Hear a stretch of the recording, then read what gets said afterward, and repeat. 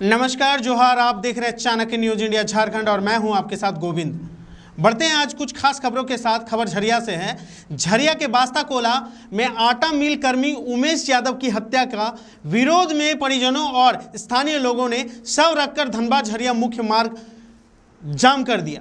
प्रदर्शनकारियों ने 15 लाख रुपये मुआवजा और हत्यारों की गिरफ्तारी की मांग की है। घंटों चले विरोध के बाद मिली मालिक द्वारा 8 लाख रुपये मुआवजा देने तथा पुलिस के जल्द कार्रवाई के आश्वासन पर हम मामला शांत हुआ। मालिक से तो बबलू मिस्त्री पैसा मांगा। बहन के शादी था, किसका शादी तो नहीं कर सकता, शादी था 20,000 मांगा। तो मालिक पैसा नहीं दिया तो मिस्त्री बोला कि हम काम नहीं करेंगे ना। तो रतन अग्रवाल बोला निकल जाओ दुकान से निकाल दिया। बोला सब मुंशी क्या हुआ। अब मिस्त्री को बोल दिया कि उसको अंदर नहीं घुसने देना। और अब बबलू ही चल गया, बबलू मिस्त्री। और ये बबलू मिस्त्री से नीचे के बेहतर हुआ। एतवार के मेरा पति का पैसा छीन के बोल। तो बबलू मिस्त्री से लोग कुछ झगड़ा उड़ा हुआ था क्या? कोई झगड़ा नहीं, मिस्त्री से पैसा मांगा। रतन अग्रवाल से विवाद हुआ। मेरा पति का गोली मारा पैसा छीनने के कारण। और मेरा पति आदमी को छीन गया, इसीलिए गोली मार दिया। पहचान होने के कारण मेरे पति को गोली मार। तो कौन मारने, जो गोली मारा है तो कौन? रतन अग्रवाल मरवाया है गोली? तो रतन अग्रवाल नहीं मरवाया, बबलू मिस्त्री मरवाया। बबलू मिस्त्री रतन अग्रवाल हमें मुआवजा दे। हमारे पति का मरवाया तो मुआवजा देगा ना, उसका काम करता था। और मेरा 5 को बच्चा है, कौन देगा? हमको खाने का रोजी नहीं, हमको पीने का रहने का रोजी नहीं। अब कौन हमको देगा? अब मांग पूरा हो जाने से उस परिवार का घर नहीं बन जाएगा। प्रशासन है, उसके छोटी 3 लड़की है, 2 बच्चा है। एक गरीब परिवार से आदमी आता है, इसका क्या गलती था? आखिर ये जांच का विषय है। और अभी ऐसा स्थिति धनबाद में बन चुकी है कि हर बात के लिए डायरेक्ट गोली मार दिया जा रहा है। आखिर ये स्थिति कैसे बनी? ये धनबाद प्रशासन इसमें जांच करे और उचित जो दोषी है उस पर उचित कार्रवाई कर दोषियों को कड़ी से कड़ी सजा दिलाने का काम करे। आज पूरे झारखंड समेत पूरे धनबाद की स्थिति ये बन चुकी है कि लोग उंगली दिखाते नहीं हैं, लाठी नहीं चलाते हैं, डायरेक्ट गोली चलाते हैं। क्या कह सकते हैं? पूरी तरह प्रशासन law and order fail Dhanbad में पूरी तरह से पूरे झारखंड में फेल है और धनबाद इसमें 1 नंबर में है। धनबाद इसमें 1 नंबर में। आज देखिए, ये न लोहा चोर है, न कोयला चोर है, न पूंजीपति है, ये गरीब आदमी है। 11,000 रुपये महीना इनको मिलता था, इनसे ये पूरा परिवार का भरण पोषण करते थे, लेकिन इनका भी मर्डर हो जा रहा है। अब बताइए, प्रशासन अभी तक सुराग भी नहीं ला पाई। कोयला चोरी और 2 नंबर का प्रशासन मस्त है। सरकार और प्रशासन दोनों को चेतावनी देना चाहता हूँ। ऐसे आम आदमी का अगर जिस दिन गुस्सा फूटेगा उस दिन गृह युद्ध छिड़ जाएगा पूरे देश में। ये बात जान ले प्रशासन। हर चीज का एक अति का अंत होता है। अब छोड़िए कोयला माफिया और लोहा माफिया पे गोली नहीं चल रहा, अब तो आम आदमी पे गोली चलने लगा जी। आदमी क्या करेगा? आदमी लेबर का काम करता था ये वह। और इसका जो मालिक है अग्रवाल जी, वो 5 लाख रुपए दे करके, उसका कीमत 5 लाख रुपए है। कुत्ता बिल्ली है ये इंसान है। इंसान का कीमत 5 लाख नहीं होता है। अग्रवाल जी, आपका कीमत कितना है बताइए? अपना कीमत आप रखिए, आप अपना जान दीजिएगा अपना जान। ये स्थिति बना चुकी है, इस स्थिति को बदलना होगा। वहीं निरसा के ACL मुगमा क्षेत्र की राजपुरा कोलियरी में स्थानांतरण के विरोध में मजदूरों ने संयुक्त मोर्चा के बैनर तले प्रदर्शन किया। आंदोलन के कारण राजपुरा OCP में कोयला ट्रांसपोर्टिंग पूरी तरह बंद रही।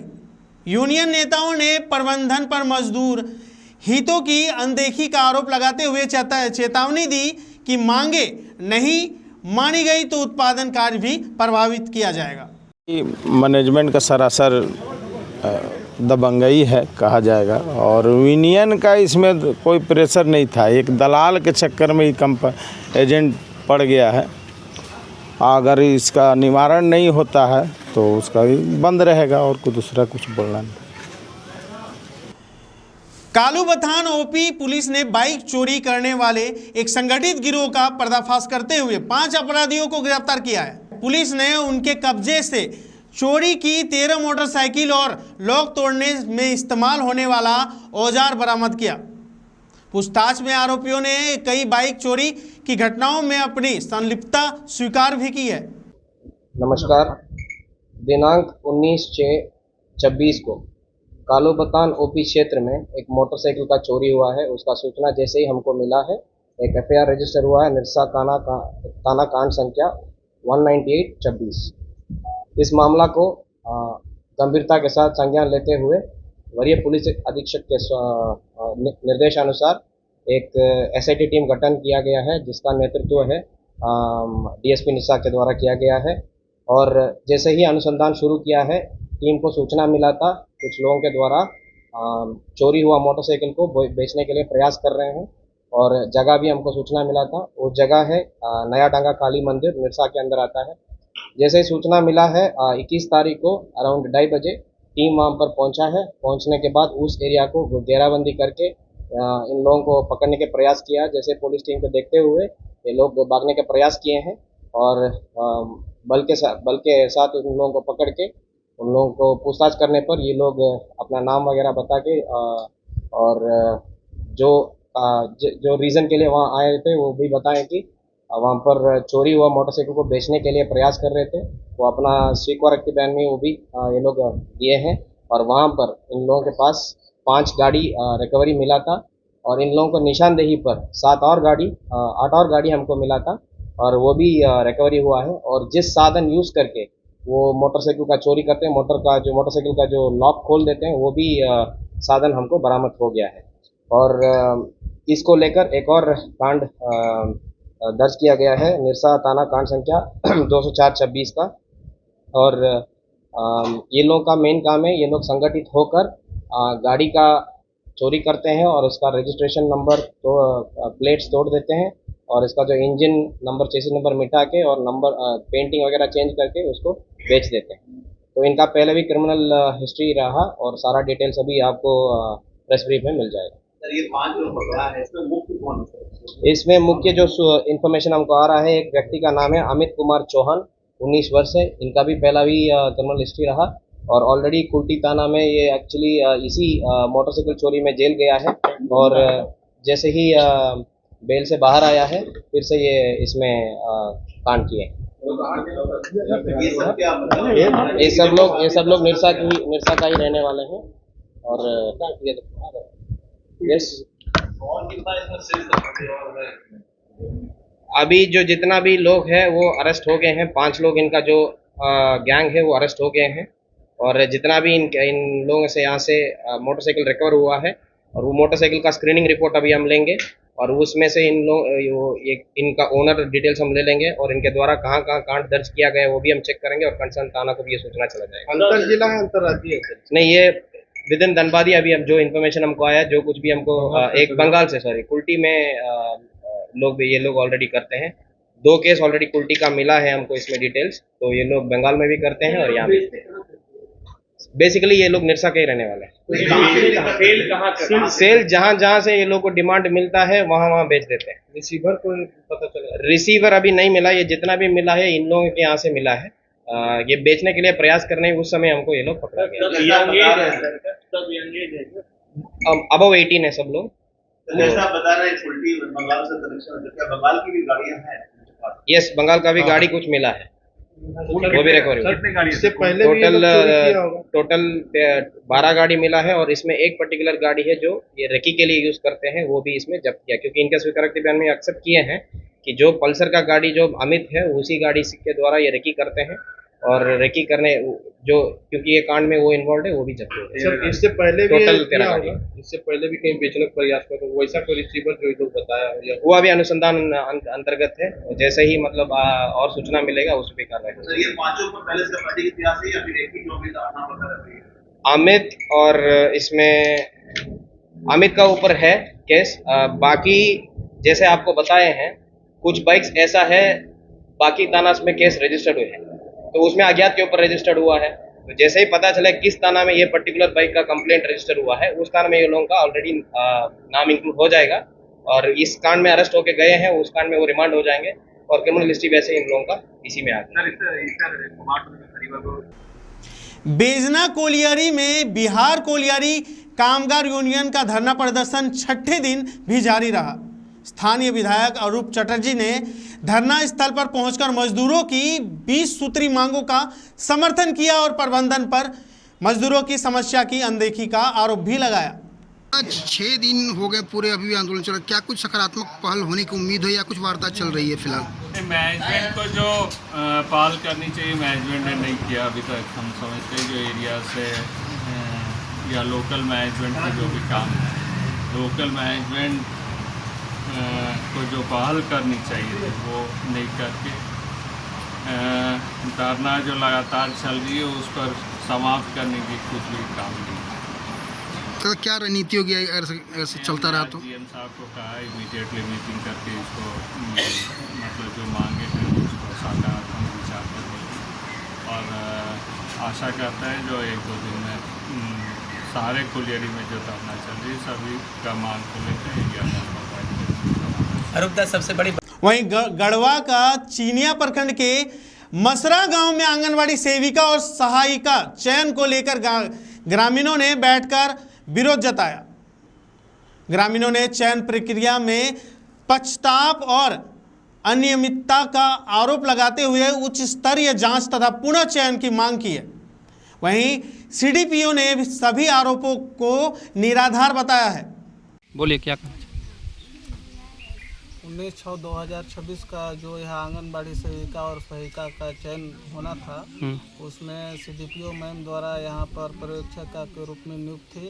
वह यहाँ का जो चयन प्रक्रिया था आंगनबाड़ी सहायिका का चयन के लिए उन नियमों को ताक पर रखते हुए दरकिनार करते हुए अयोग्य उम्मीदवार को चयन किया गया, जिसका हम लोग कड़ी से कड़ी विरोध करते हैं। और मीडिया के माध्यम से हम लोग ऊपर वरीय अधिकारी से आग्रह करना चाहेंगे कि इसमें अविलंब रोक लगाई जाए और पुनः इसका चुनाव कराया जाए।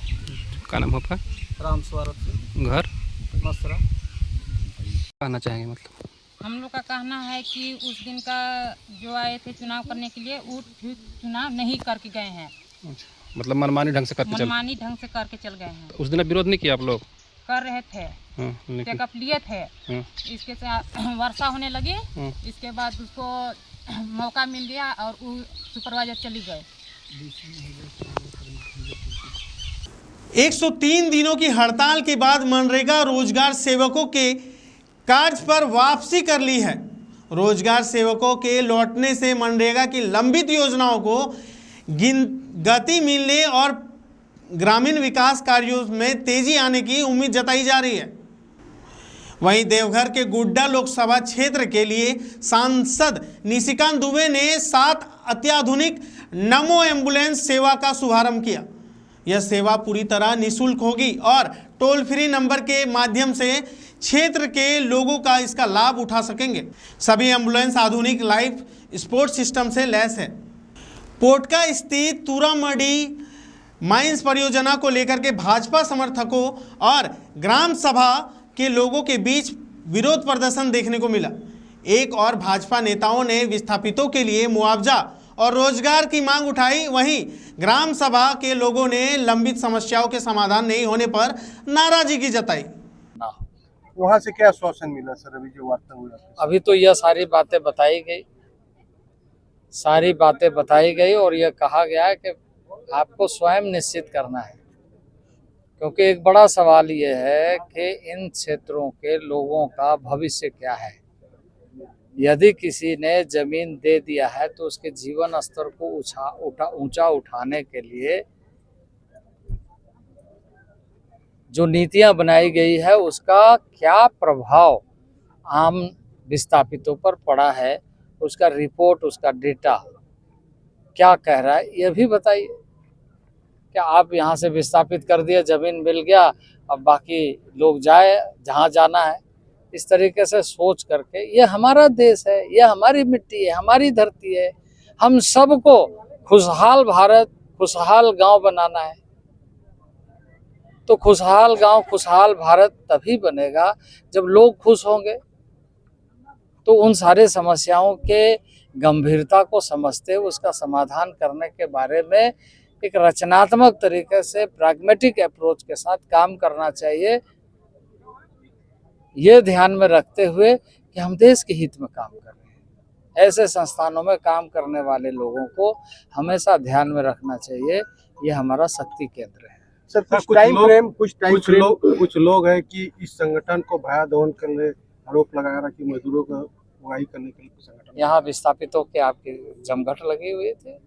सारे विस्थापितों के मांग पत्र दिया गया, उस पर आप देख लीजिए क्या दिया गया, क्या कहा गया। यहाँ पर कुछ लोग, और मैंने पूछा है यहाँ के पदाधिकारियों से कि कुछ चीज़ों के बारे में इन लोगों को जानकारी दिया है और कहा है कि कौन सा नियमानुकूल तरीके से आपने काम किया है, क्या आपकी प्रक्रिया है, ये आप मुझे बताइए, जनता को बताइए। तो कौन भया दोहन कर रहा है और कौन यहाँ दलाली कर रहा है और कौन यहाँ पर वैसे लोगों के अधिकारों को जो विस्थापितों को मिलना चाहिए उसको लूट रहा है, वो स्पष्ट हो जाएगा। सभी ये एक खबर रामगढ़ से। मोहर्रम पर्व को शांतिपूर्ण सौहार्दपूर्ण वातावरण में संपन्न कराने को लेकर जिला स्तरीय शांति समिति की बैठक की आयोजित की गई। प्रशासन ने संवेदनशील क्षेत्रों में विशेष निगरानी, पर्याप्त सुरक्षा व्यवस्था और सोशल मीडिया पर अफवाहों से बचने की अपील की है। मोहर्रम पर्व को लेकर आज केंद्रीय शांति समिति की बैठक की गई है। इस बैठक में केंद्रीय शांति समिति की सभी सम्मानित गणों के द्वारा जो भी इश्यूज उठाए गए हैं उनके निराकरण हेतु सभी संबंधित थाना प्रभारी एवं जिला प्रशासन के जो विभिन्न पदाधिकारी हैं उनको निर्देशित किया गया है। इसी के साथ जो एक इशू है जो बराबर जैसा कि आप लोगों के द्वारा उठाया गया है ट्रैफिक को लेकर, उसको लेकर भी इस बार हम लोगों के द्वारा विशेष योजना बनाई गई है और जिसके तहत ट्रैफिक में सफिशिएंट नंबर में शांति समिति की बैठक किया है। इसमें विभिन्न क्षेत्र से आए लोगों ने अपने अपने कुछ इश्यूज़ को रेज़ किए, लेकिन मेजॉरिटी साफ़ सफाई से संबंधित, कुछ जगहों पे रास्ता सकरा से संबंधित, कुछ जगहों पे साफ़ सफाई से संबंधित, पानी से संबंधित चीज़ों को बोला गया है, तो वो हम लोगों ने नोट डाउन कर लिया है। प्रखंड स्तरीय शांति समिति हर जगह पे हो गई है। हमारी तरफ से हम लोगों ने सारे पदाधिकारियों को भी डायरेक्शंस दिया है कि हमारे सीओ और थाना प्रभारी अभी अगले 2 से 3 दिन पूरे ग्राउंड पे रहेंगे, रूट्स का वेरिफिकेशन करेंगे।